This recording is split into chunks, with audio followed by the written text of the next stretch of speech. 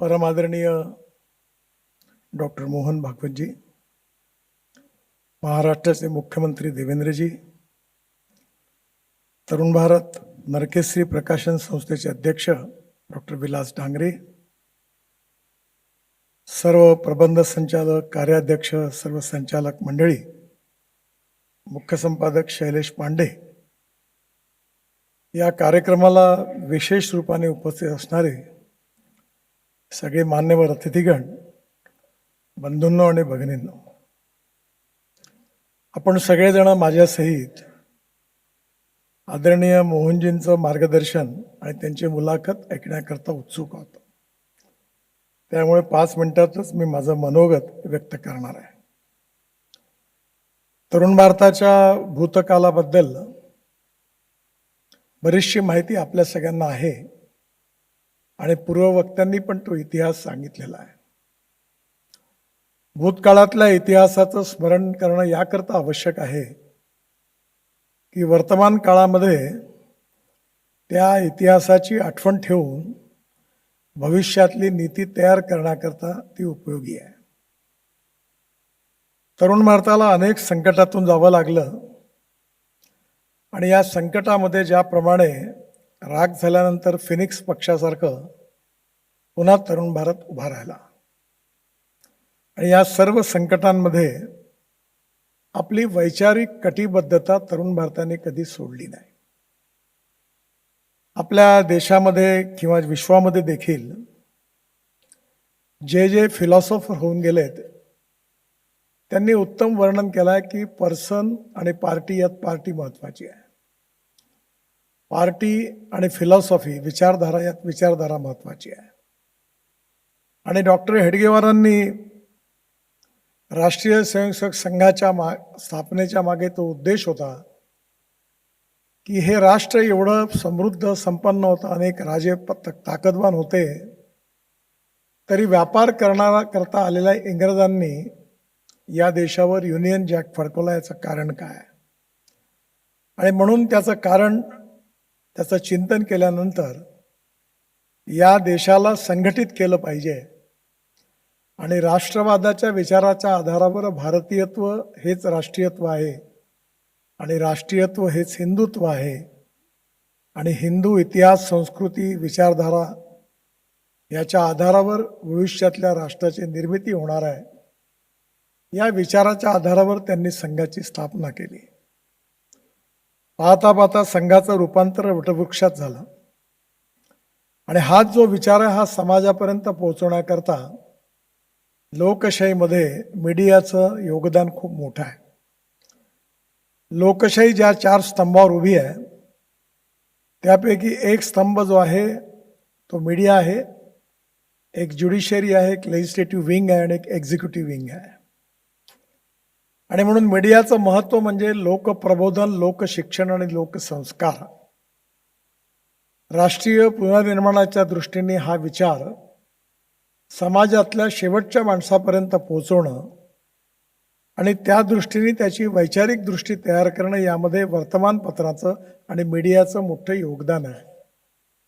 ते लक्षात घेऊन तरुण भारताच्या मागे संघाच्या अनेक स्वयंसेवकांनी, अनेक विचारकांनी, प्रचारकांनी आपली ताकद तरुण भारताच्या मागे उभी केली आणि विशेष रूपाने स्वर्गीय बाळासाहेब देवरस यांनी त्या काळामध्ये तरुण भारताकरता जो त्याग केला तो मी जवळून बघितला आहे. त्यांनी आपल्या जीवनात त्यांच्याजवळ असणारं फिक्स्ड डिपॉझिट देखील तरुण भारताला आणीबाणीच्या काळात दिलं. ते पैसे विड्रॉ करायला बँकेत मी गेलो होतो आणि पैसे तरुण भारतात पोहोचवण्याचं काम मी केलं होतं. त्यामुळे तरुण भारत कशा संकटात सांभाळला गेला ते अतिशय जवळून बघण्याची संधी मिळाली. आणि म्हणून या 100 वर्षाच्या इतिहासामध्ये माडखोलकरांपासून तर आजपर्यंत जे संपादक होते या सगळ्यांचं खूप मोठं योगदान आहे. आणि बाळासाहेबांपासून तर विलास डांगरेंपर्यंत जे अध्यक्ष होते, संचालक होते, त्यांचंही मोठं योगदान आहे. आणि त्यामुळे या सर्व संचालकांना जे आज काम करत आहेत त्यांना 100 वर्षाच्या निमित्ताने मी खूप खूप शुभेच्छा देतो आणि हे कार्य निश्चितपणे असंच पुढे चालत राहील असा विश्वास व्यक्त करतो. आज आपल्या समाजामध्ये सुरुवातीच्या काळामध्ये स्वाधीनतेच्या नंतर विचार भिन्नता ही समस्या होती. आज हळूहळू विचार भिन्नतेचं रूपांतर विचार शून्यतेकडे चाललं आहे. समाजाचं वैचारिक प्रबोधन, शिक्षण आणि संस्कार हे केल्याशिवाय योग्य व्यक्तींचं निर्माण होऊ शकत नाही आणि ते निर्माण झाल्याशिवाय सामाजिक आर्थिक परिवर्तनाबरोबर राष्ट्रीय पुनर्निर्माण देखील होऊ शकत नाही. आपल्या देशाला विश्वगुरू बनवायचं असेल, जगातली तिसरी अर्थव्यवस्था बनवायचं असेल, तर राष्ट्रवादाच्या बरोबर सामाजिक आर्थिक सुधारणा करून जातीयता, अस्पृश्यता, सामाजिक विषमता, आर्थिक विषमता यातून मुक्त करून आपल्याला आर्थिक विकासाचाही मजबूत पाया निर्माण केला पाहिजे. तत्वपंत ठेंगडीजी नेहमी असं म्हणायचे की every politician thinks from one election to other election. जे 5 वर्षाचा विचार राजकारणी करतात ते स्वाभाविकपण आहे, पण जे सोशो इकॉनॉमिक रिफॉर्मर आहे, नेशन बिल्डर आहेत, ते सेंचुरी टू सेंचुरी विचार करतात. संघाचं कार्यही असंच आहे. अनेक वर्ष चालत राहणार आहे आणि त्याची वैचारिक धुरा तरुण भारताने वैचारिक कटिबद्धता समोर ठेवून हे व्रत अखंड 100 वर्ष चालवलेलं आहे. व्रतस्थ राहणं आणि विचाराशी कटिबद्धता ठेवणं आणि त्यात व्यावसायिक यश मिळवणं या तिन्ही गोष्टी एकत्र काही नांदत नाही आणि त्यामुळे मधल्या काळामध्ये आर्थिकदृष्ट्याही अनेक अडचणी होत्या. पण मी आदरणीय डांगरे, डॉक्टर विलास डांगरे, अनिल दांडेकर आणि विशेषतः प्रबंध संचालक धनंजय बापट यांना मनापासून धन्यवाद देतो की त्यांनी आर्थिकदृष्ट्या देखील आता तरुण भारत हा तोट्यात नाही आहे. हा आमच्यासारख्या अनेक बाहेरून बघणाऱ्या लोकांकरता खूप मोठा सुखद मानसिक आनंद आहे, कारण या संकटाच्या अनेक गोष्टी जवळून बघण्याची संधी पण मला मिळाली. आणि आता त्यांनी पुण्याला अतिशय उत्तम अंक काढून त्या ठिकाणी पण कार्याला सुरुवात केलेली आहे. उत्तम कागद, उत्तम साहित्य, उत्तम पत्रकार, समाजाची कटिबद्धता, राष्ट्राशी कटिबद्धता आणि त्याचबरोबर वैचारिक कटिबद्धतेबरोबर प्रबोधन आणि संस्कार करणारं हे लोकशिक्षणाचं काम भविष्यात देखील तरुण भारत करत राहणार आहे.